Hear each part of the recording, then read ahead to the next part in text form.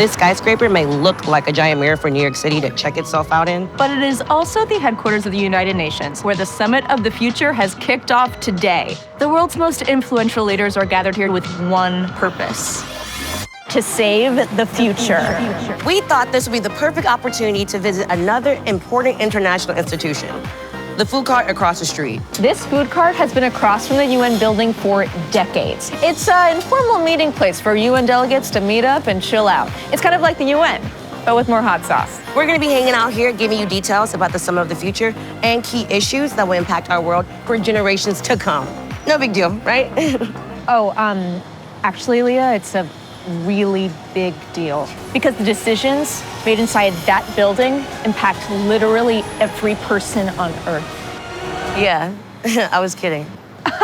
Yes, so me too. So let's put the pressure on those delegates by watching and making sure they get things right, because the stakes are literally the future of the world. But hold up, what is the United Nations anyway? At first glance, you might think it's where world nations get their flags from. Wrong. They get them online like the rest of us. The UN was founded just after World War II as a place where reps from countries can get together to work out their problems without having to go nuclear, literally. Oh. Since 1945, the UN has helped eradicate smallpox, fix the hole in the ozone layer, and standardize all kinds of things we take for granted. Flight paths, traffic signals, cell phone networks, even the weather app on our phones. I approve of all those things. So in 2024, what is the UN working on? This year, nations will be agreeing to the Pact for the Future. The pact is designed to set us up on a path to stability and peace, to close the digital divide, expand clean energy, strengthen young people's leadership, and achieve sustainable development goals. Well, if you're anything like me, you're thinking, that stuff sounds important, but I don't know what it means. But don't worry, we will be unpacking all of this in the rest of the show. We're gonna be joined by a bunch of incredible talent from the internet and from around the world to explain how the summit can be a safeguard for the future and how you watching can help. Okay, now give us a second. We're gonna enjoy our usual morning falafel, and Elise Morales is gonna give you a little peek into the future.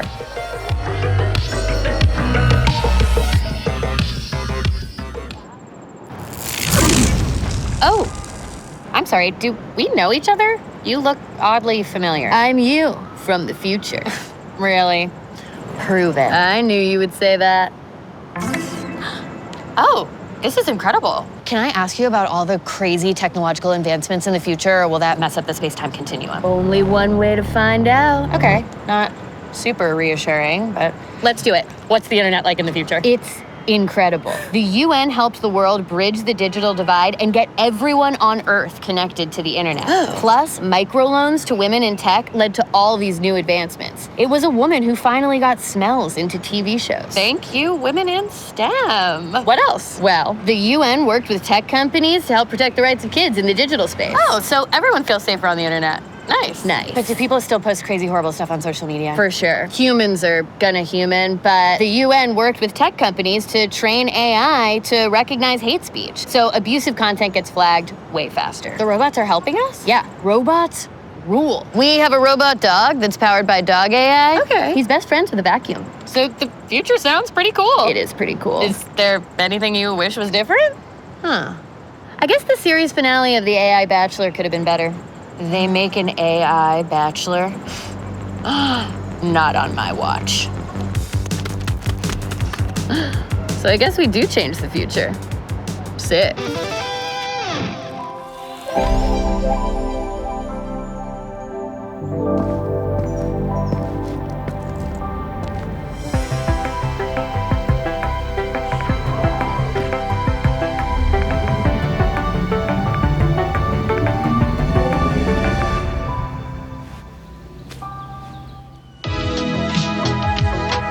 Hey, so all these UN bigwigs are here to grab a bite of lunch in peace. Not on my watch. I'm gonna do the worst thing you can do to another human. Ask them questions about work when they're obviously trying to eat lunch. Let's go.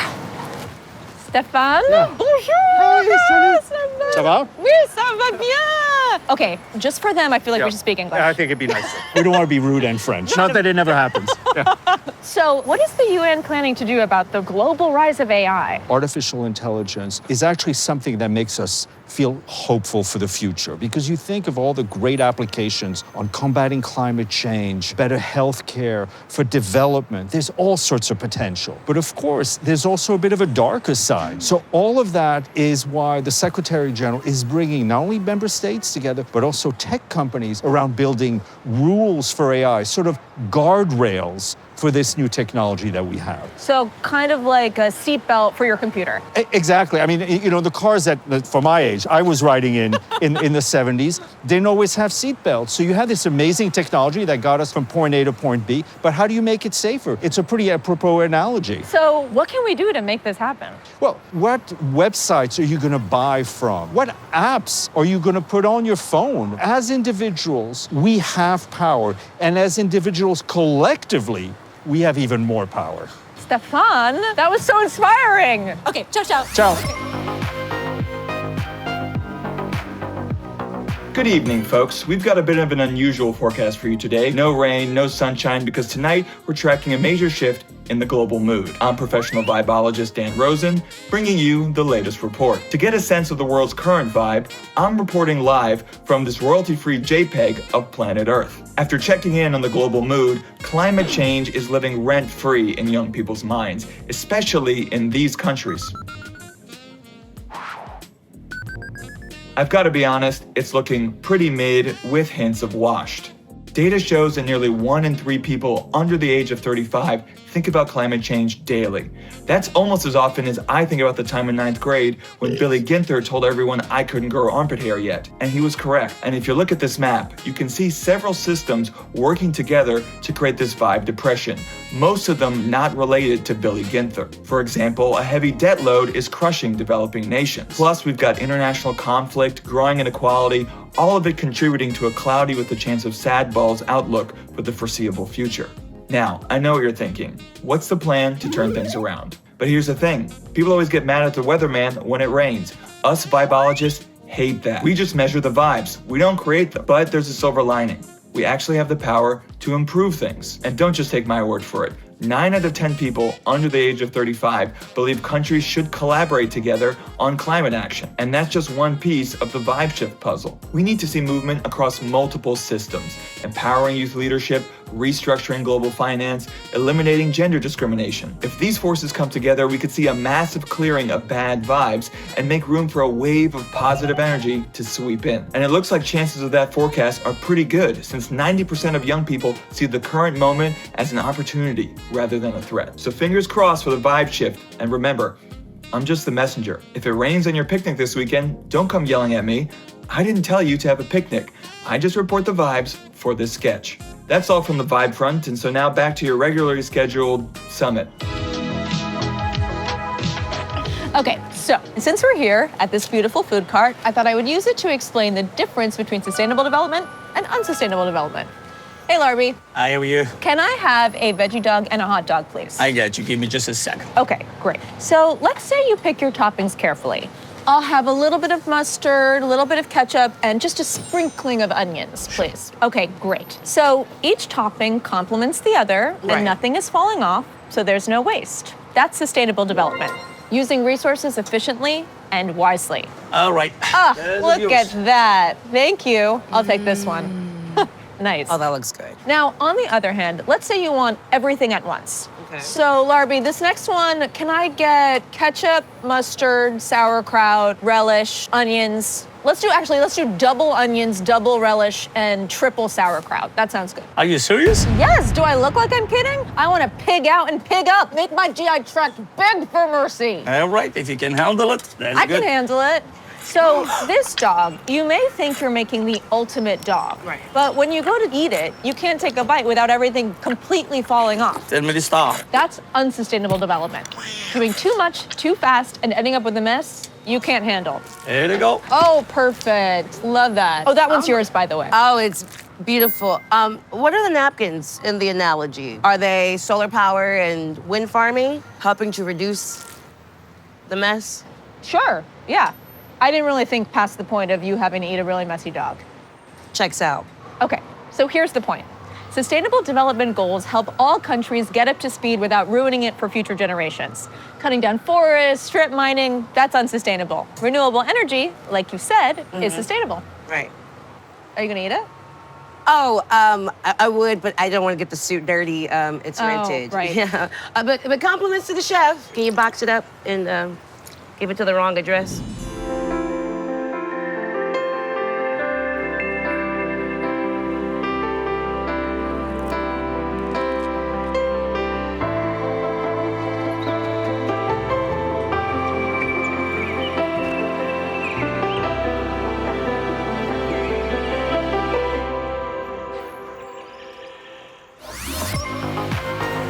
Eddie and Dopu. Hey, Eddie. Hi, Leah. How are you? I'm good, Boo. How are you? I am great. So you are the youngest member of the UN Foundation Board. So I'm going to ask you about young people. Sure, let's do it. All right. So why is the UN so focused on young people? Like, why are you so obsessed with me?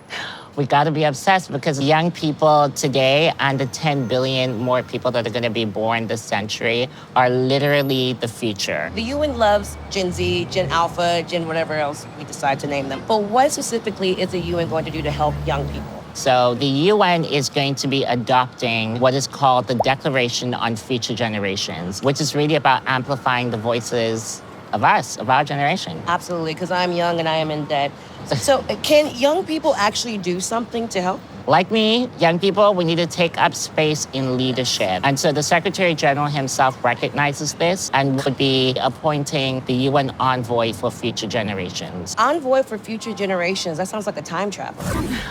Kind of, but not quite. Essentially, the envoy would be working alongside the youth rep to the UN and keep leaders briefed on the pertinent issues of facing future generations. Okay, almost as cool as a time traveler. Thank you so much, Eddie. Thanks, Leah. All Bye. Are you a woman earning on average 23% less than a man? Do you live in a country with a majority of women, but leadership is still dominated by men? Do you have an unavoidable sense that things are stacked against you in almost every aspect of society? Then you might be an undervalued woman living on planet Earth. As an undervalued woman, you might work in the sciences, but receive smaller research grants than your male colleagues. Live in a country with legal barriers against women's full economic participation. Spend about 3 times as many hours in unpaid domestic and care work as men. Thankfully, we can join forces to break these patterns that have existed forever and get what we all want, a future where women are represented, treated equally, and can participate fully. The summit's mission is to encourage member states to recommit to the global goal of gender equality, because at our current rate, it's going to take 140 years to make all this happen, and we need to be valued right now. So what are we waiting for? International Women's Day? Call now and you might be entitled to compensation, just not as much as a man. Wait, that's wrong.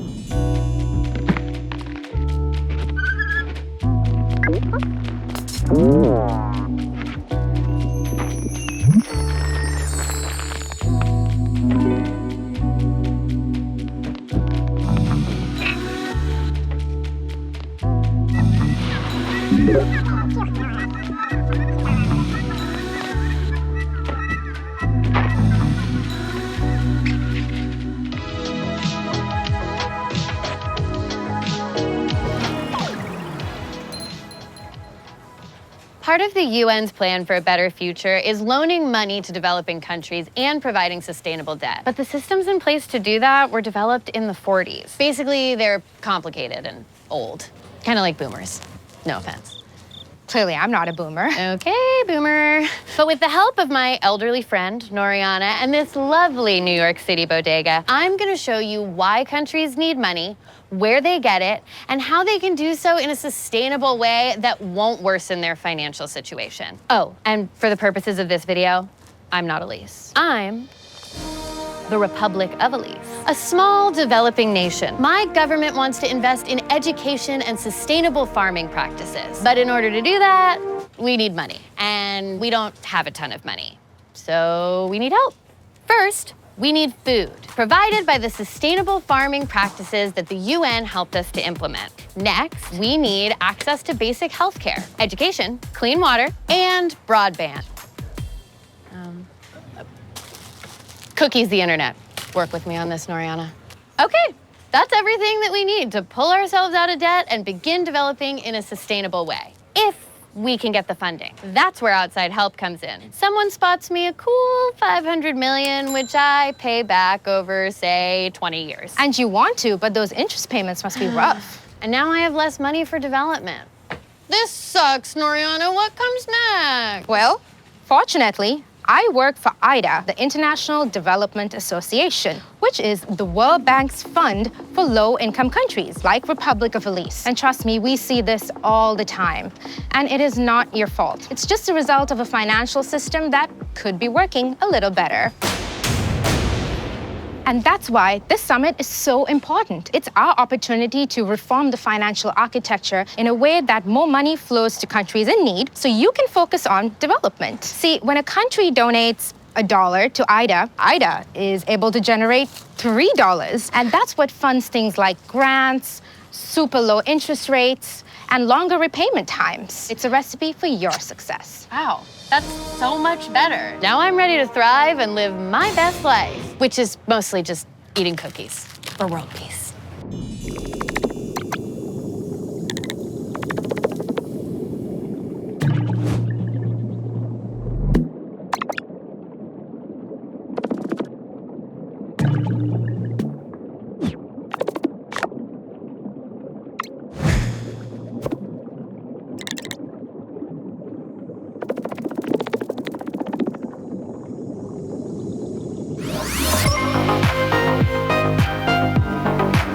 Hello, today we're diving into a special episode of Expectation versus Reality, UN edition. In 2015, we set sustainable development goals and had high expectations for the future of 2030. But it's 2024 now, and reality isn't quite matching the lofty goals we set. And I know what mismatch feels like. For example, you go to a barber and you show the stylist like this picture of the perfect haircut, the haircut that you want for yourself. But in reality, you walk out looking like this. Look familiar? It might, if you've been looking at pictures of the Amazonian rainforest recently. In 2015, the UN set out to save the Amazon, stop deforestation all over the planet. Instead, we ended up with this horrible version of a bad haircut. Accelerated deforestation is truly not a good look. And I already look like this. But luckily, we still have a chance to protect the rainforest by recommitting to plant those trees, get them in the ground, and stop cutting them down in the first place. Why is it so hard? Okay, here's another example. You book a trip to the beach and you expect to chill, to go to the beach with a tropical drink, just chill and relax. Reality, you get there and there are literally hundreds and hundreds of tourists in line to get a drink, and you end up buying a juice box. Overcrowding and over-tourism are destroying some communities. Pretty soon you're gonna have to stay in line to get to another line so you can get to the beach. And that, pardon my Portuguese, sucks. On the flip side, over half the population of the world lives in cities. So one of the goals we set up in 2015 was to make those cities more sustainable, more inclusive, and more safe. We need to invest into upgrading the poorest parts of the cities and make sure the residents have safe housing and transportation. These are just some of the ways that the goals can help us build a better future. And well, if you want one day to set foot on a beautiful beach, they impact you too. We don't want our future to look like this. The reality might look grim right now, but we are not stuck here. The SDGs were designed to push us forward, and there's still time to change the story. Remember, the future is not set in stone. So let's roll up our sleeves and make 2030 the year we hoped it would be.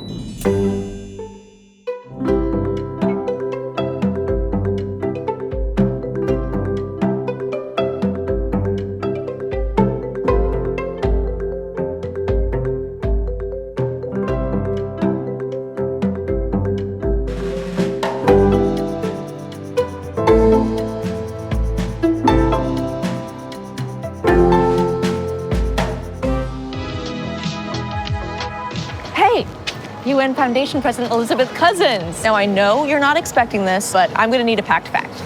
Sure, but what's a packed fact? It is a fact about the pact. I got it. Let's talk money. So how much money are we going to need world leaders to commit to reach these sustainable development goals? Well, $500 billion a year in new lending would be a great way to start. Okay, wow. I'm not an accountant, but that sounds like a lot of money. Yeah, it's a lot of money, but put it in perspective. Global GDP is over $100 trillion a year. Last year alone, countries spent almost $2.5 trillion just on military spending. And that could take a haircut. Yeah, a huge chop, I would say. And look, half the world's people live in poverty. That is not okay, and mostly it's not necessary. That's why the Secretary General proposed something called an SDG stimulus. It covers things you think people mostly need: better schools, fair access to emerging tech, safe streets, clean energy for all. That is priceless. You said it. Thank you? Is that how I end it?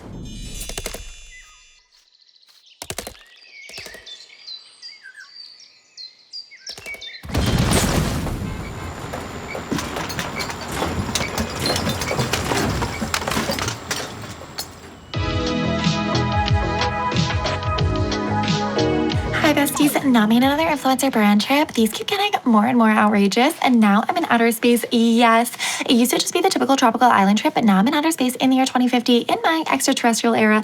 Thank you, United Nations, for inviting me. UN mentioned. Yeah, they sent me to Earth's thermosphere so I could see firsthand what's going on here, and not gonna lie, there's a lot of junk flying around. Yeah. There's tons of debris just flying around the space around Earth from prior missions and failed missions, but that's what the Summit of the Future wants to deal with. And it is a valid question. Who gets to put stuff in space? They sent me to this exclusive alien planet. I wonder what the dating scene is like here, because let's face it, the male human race on Earth is just not working out for me. Gotta take this intergalactic. Oh, wait, this planet is no longer inhabited because it got militarized by humans, I fear, when I go to an alien planet and there's no aliens there. But that's why the UN is trying to stop member nations from putting weapons in space, to be clear. Ooh, this planet is more exclusive than the last planet. This planet is planeting. Wow, these aliens are so much more friendly than my fellow Earthlings, and they've eliminated daylight savings time. But all of this yapping about time has me thinking about all of the light years ahead of us and what's to come next. At the Summit of the Future, the UN is building plans for all we're going to face going forward, things like space traffic, space debris, and the space to have our voices heard. Space is a vacuum, so that last one's not currently possible for me. Anywho, here's to new friends and a new outlook on outer space. Peace, Earthlings. Leah, as much fun as we're having here at the food cart, I'm kind of missing watching the speeches at the Summit of the Future. We can still watch. I got you. But do you have it streaming or something? The food vendor showed me a secret before. If you want cool clips, you gotta keep them on ice. Whoa, this is awesome. And wait until you see the speeches.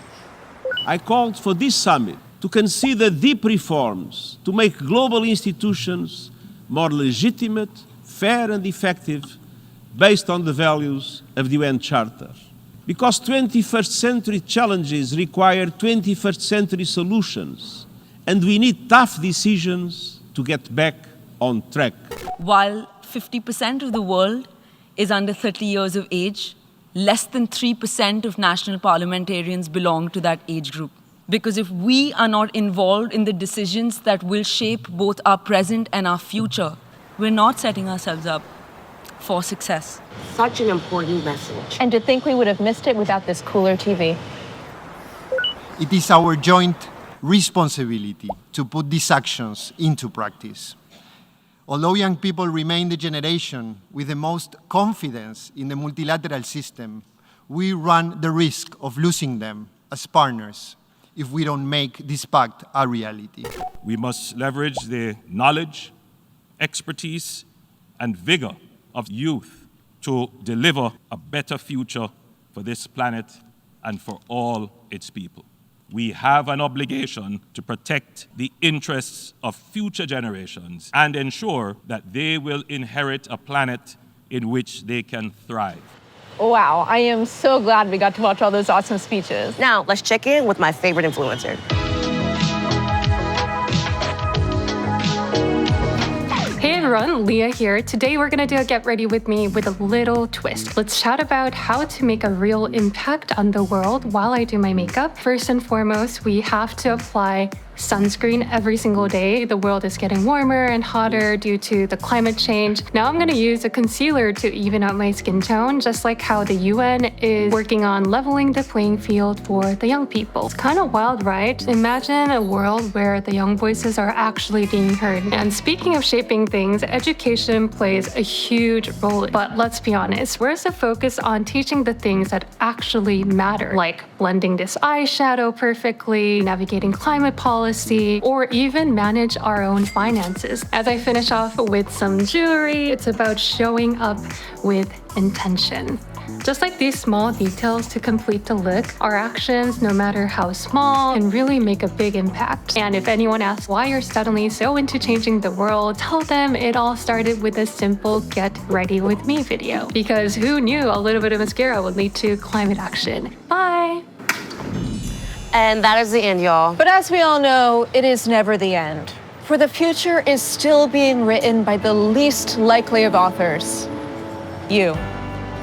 Okay, Socrates, that meant the end of the show, not time or us trying to find a sustainable future for ourselves. Totally.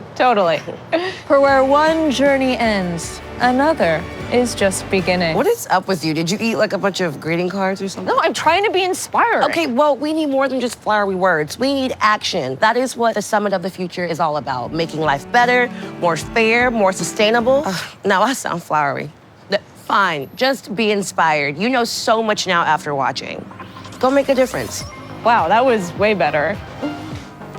Thanks for watching. Hi, my name is Felipe Neto, and I'm the head of the United Nations Youth Office. Young people have a crucial role in shaping the future. So I want to invite you to download the Act Now app and to find different ways in how you can participate in shaping the future. Small actions together are really making an impactful difference.